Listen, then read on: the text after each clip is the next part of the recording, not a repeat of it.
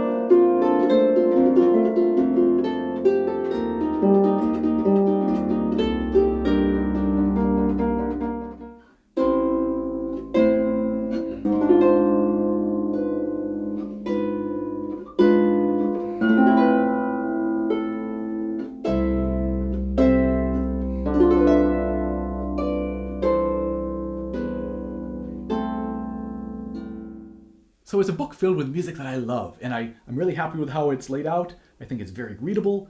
I think all the lever changes, the fingering and everything is quite clear. And I've also got quite a few written notes as well, talking about the music, a little bit about the history or about how to play it. So I think it's potentially a great addition to your library. But next I wanted to go a little bit more in depth into each of these pieces to give you a better idea of maybe sort of the difficulty level of these pieces, because that's also an important factor when considering music, right? You want to have something that you're going to feel comfortable and able to play. So I said intermediate to advanced, and what I mean by that is it's somewhere in between intermediate and advanced.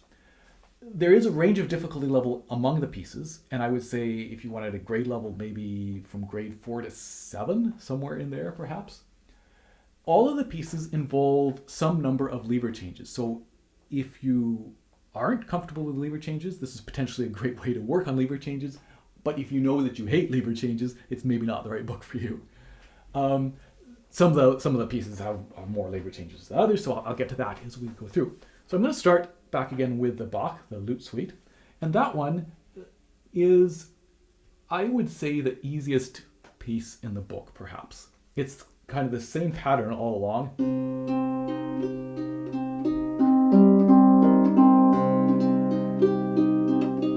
You know, with left, right, right, right, left, right, left, right.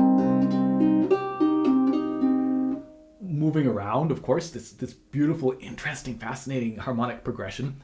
And to me, it is a great companion piece to the Bach's Prelude No. 1, the classic.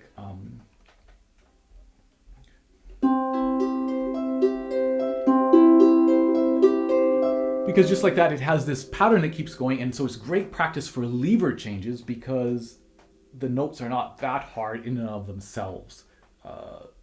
But one of the difficulties then is doing all the lever changes. So there are lever changes, but you generally have a rest. So for example,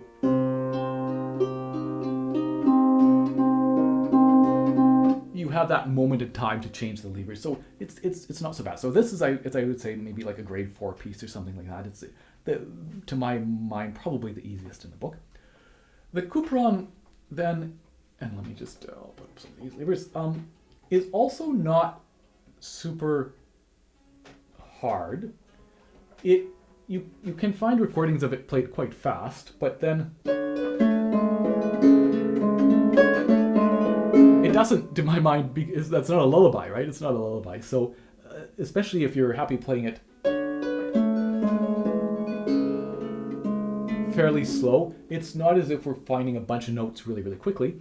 Now the notes, because I mean it wasn't written for harp, the notes, the patterns don't necessarily always fall really, really easily under the hand. It's okay, right? It's enjoyable to play, but the coordination of the two hands maybe provides a bit of a challenge. And of course, we also have lots of ornamentation, lots of little trills and mordents. Now, you don't have to do them super fast. You could do, so I'm going, but you could go. You also don't have to do it throughout the entire bar.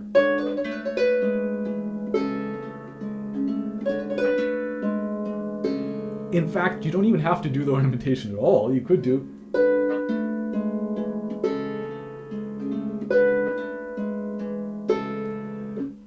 You lose something, of course, but anyway, it's also a great chance to sort of delve into this French Baroque ornamentation. And so I've provided, I think, 4 pages of notes about this, 4 or 5 pages of notes. And what's interesting, and I've also provided then the original with the various ornamentation symbols, and then a suggested interpretation of that written out, so that you don't have to be an expert at Baroque ornamentation, which I mean I would not classify myself as a Baroque specialist, but I've tried to do some of that work for you, and then also provide you with the information so that you can adapt and experiment on your own as well, and some lever changes as well in here. So I would say it's more difficult than the Bach, but yeah, again, maybe grade 4 or 5, something like that. I don't know. Then we get to the 2 Tournier pieces, and these.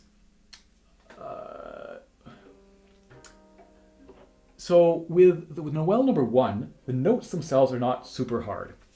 I think fairly easy to find, sort of physically. But the second half of this, the lever changes, I think, are the most intense of all the ones in this piece. So there are some pretty fast or quite a few lever changes. So can't necessarily start. So what is this? This is up as well. This is up as well. Let's try that again. Whatever it is. Yeah, this should not be anyway. You know, having to do quite a few lever changes in a fairly short amount of time. It's fun, it's a great challenge, and it sounds beautiful, I love this, but it's definitely challenging for the levers. And I'm just about to post a Harpists in the Wild video of this piece, so you'll get a chance to hear and listen to it. That might give you a better idea as well. Soupir is, the lever changes are easier for sure, and here I would just say there are some big stretches, right? So that if you're comfortable doing, let's say you're comfortable doing a 1, 5, 8, 10 shape, you're gonna have no problem with this. If you're not, it's potentially a little bit challenging with the reach. So again, grade 4 or 5, something like that. Not too bad. The Spanish dance is a little bit challenging just in terms of the rhythm, I think, of the back and forth play between the hands. And there are some challenging bits for sure. And some lever changes. So here I would maybe say a grade 6 or something like that. It's definitely has its challenging moments, and it's also, I guess, one of the challenges is learning it with some of the back and forth between the hands. So once you've learned it, it's not the hardest piece to play, but learning it is maybe a little bit challenging as well. And then finally, the Minstrel's Adieu. So this one, here's a case where I think learning it is not super challenging because all the patterns are very predictable, right? We've got all these standard sort of chord shapes, but to play some of the fast variations fast is requires a fairly good technique. So this is one where I might say grade 7 or something like that, depending on the speed that you want to play it. The lever changes are not so bad here, a couple fast ones in the very last variation. But it's also a piece that you could certainly, because it's kind of an etude, right? Each variation is this little exercise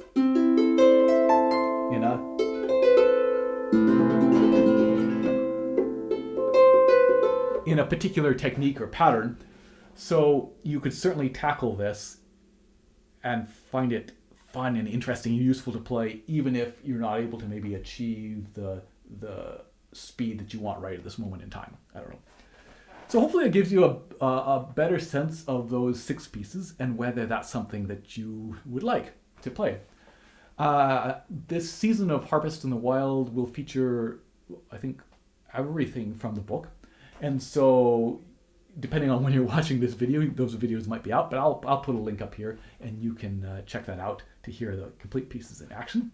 Thanks so much for taking this time to listen to me blurble on about all these pieces. Again, I'm really excited about this book, and if this sounds like it would be appealing to you, I hope you'll check it out. Thanks for listening. Cheers.